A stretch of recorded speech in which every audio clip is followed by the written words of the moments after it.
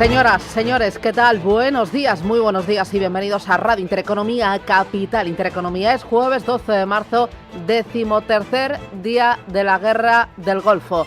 El petróleo vuelve a entrar en pánico, toca los $100 y el dinero, temeroso, abandona las bolsas. Asia está en rojo, los futuros americanos también, y el dinero está buscando cobijo en el dólar y en los bonos americanos. La rentabilidad del T-Bond, el 10 años americano, alcanza ya el 4,24%. Los mercados están reflejando la tensión en Irán por las declaraciones y porque los bombardeos no cesan. Teherán condiciona una posible tregua a recibir garantías explícitas de que Estados Unidos e Israel no lanzarán futuros ataques una vez concluido el conflicto. Lo cuenta Bloomberg, citando a funcionarios cercanos a conversaciones diplomáticas. Israel ha iniciado una amplia ola de ataques esta madrugada como respuesta al bombardeo conjunto de Irán e Hezbollah, que han alcanzado esta madrugada un edificio en Dubái, tanques de combustible en Bahrein y un edificio en Kuwait. 2 petroleros han sido atacados en aguas territoriales de Irak, en un incidente que el gobierno iraquí ha calificado como una violación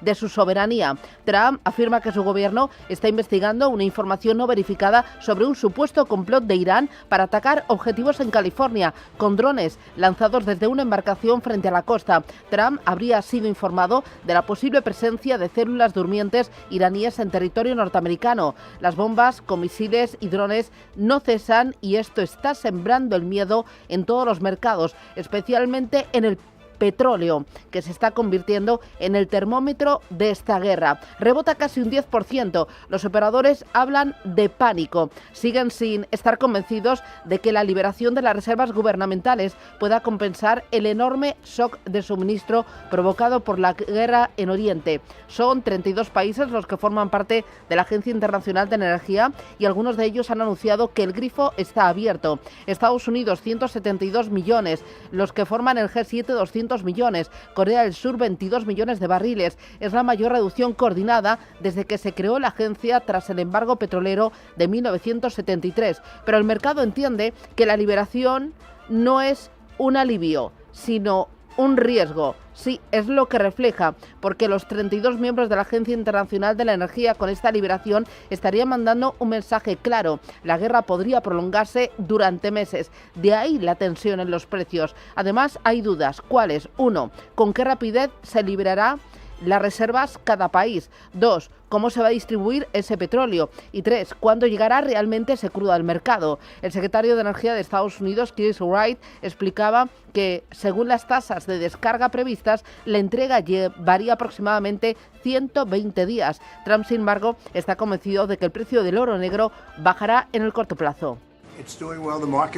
Los mercados se están manteniendo bien. Pensé que sería un poco, pero seguramente nos afectó menos de lo que pensaba y volveremos a la normalidad en poco tiempo. Los precios están bajando de forma considerable y el petróleo también bajará. Es solo una cuestión de guerra, es algo que casi se puede predecir. Diría que ha subido un poco menos de lo que pensábamos y que bajará más de lo que nadie imagina.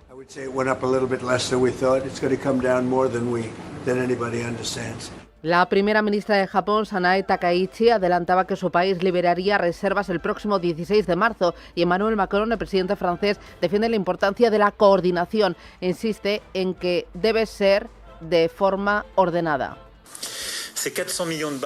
Estos 400 millones de barriles, para que se hagan una idea, representan aproximadamente 20 días de salida de barriles por el estrecho de Hormuz. Por lo tanto, es significativo. Es la mayor liberación de barriles que se ha realizado desde que se practican estas liberaciones de reservas estratégicas. Lo haremos de forma organizada en los próximos días y, por lo tanto, se ha acordado en la reunión G7 que acabamos de celebrar, lo que envía una señal clara para hacer bajar los precios mundiales. El miedo a un shock energético global no se disipa y los operadores tratan de evaluar las tensiones inflacionarias y el golpe a la macroeconomía, a los precios y también al crecimiento. Todos mientras que Estados Unidos se prepara para reconstruir, Eva Villanueva, su muro arancelario. Buenos días. Pues sí, muy buenos días. Y en este contexto lo que estamos viendo es cómo los inversores están huyendo del riesgo y por lo tanto castigando a las bolsas. Vemos caídas generalizadas en Asia, mientras, como está señalando, el oro negro vuelve a uparse a esta hora algo más relajado, aunque ha vuelto a cruzar esta madrugada los $100. Un Brent que cotiza hasta ahora, con subidas del 7% en los $98,57 y un West Texas que marca los $93,23. Como decías, continúa la preocupación sobre un shock, sobre además cuánto tiempo van a tardar en llegar los barriles al mercado, mientras se asiste a la mayor interrupción del suministro desde al menos la década de 1971, un escenario en el que esos precios del petróleo, de la energía, elevan el riesgo inflacionario, encarecen los costos de la deuda y golpean a la macro. En este escenario, lo que hemos visto en las últimas horas es como el protagonismo del mercado se ha ido registrando, con un oro que cede frente al billete de dólar, el $5.154 la onza, mientras que el billete verde ha vuelto a situarse por encima de 99 en esa canasta frente a las principales divisas y teniendo a lo que es el euro frente al dólar de nuevo por debajo de 1,16, en 1,1544 unidades, en medio precisamente de lo que es un escenario de tensión inflacionaria respecto a cuánto puede extenderse esta tensión en torno a los precios y en medio de lo que es el reavivarse la amenaza arancelaria después de que Estados Unidos haya iniciado una investigación comercial sobre una docena de países, entre ellos China y la Unión Europea, ante la reactivación de ese muro arancelario de Donald Trump. En el mercado, en ese mismo contexto, hemos visto precisamente cómo esta mañana en Asia cotizan las caídas, se extienden, el Kospi surcoreano retrocede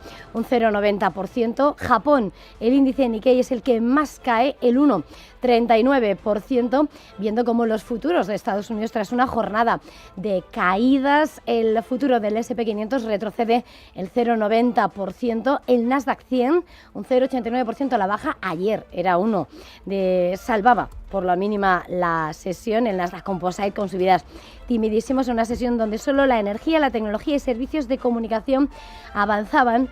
Y vemos a los futuros del Dow Jones, el del índice de la economía más tradicional, caer el 1%. Los futuros en Europa lo que anticipan son caídas del cerca del 1%, mientras vemos como en el mercado de bonos se vuelven a impulsar los rendimientos, mientras se relajan las expectativas de recortes de tipos de interés. El Treasury a 10 años en el 4,24%.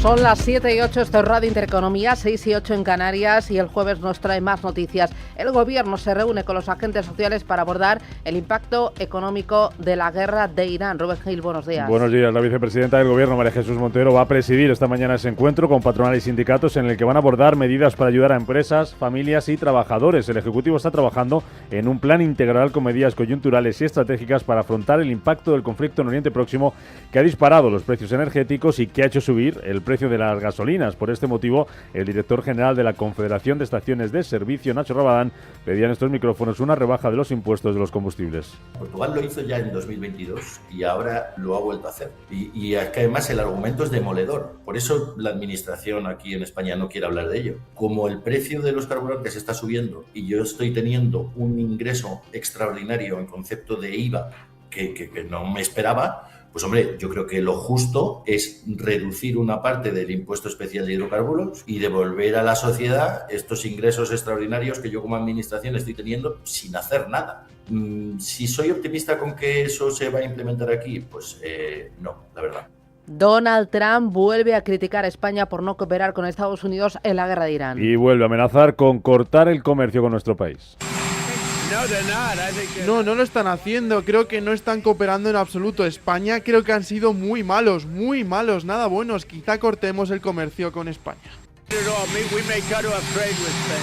Trump insiste además en que el gobierno de Pedro Sánchez se ha portado muy mal con la OTAN por no comprometer un 5% de su PIB en gasto en defensa como el resto de los Estados miembros de la Alianza Atlántica. Bruselas estudia bajar los impuestos a la luz y poner un tope al precio del gas. Desde la Comisión Europea señalan que desde el inicio del conflicto en Irán los precios del gas se han elevado un 50% y los del petróleo un 27%, y que eso ha costado a la economía europea 3.000 millones de euros en 10 días. La presidenta Ursula von der Leyen lamenta la dependencia energética de Europa y propone aplicar subvenciones o un límite máximo al precio del gas natural para frenar el aumento de los costes de la electricidad.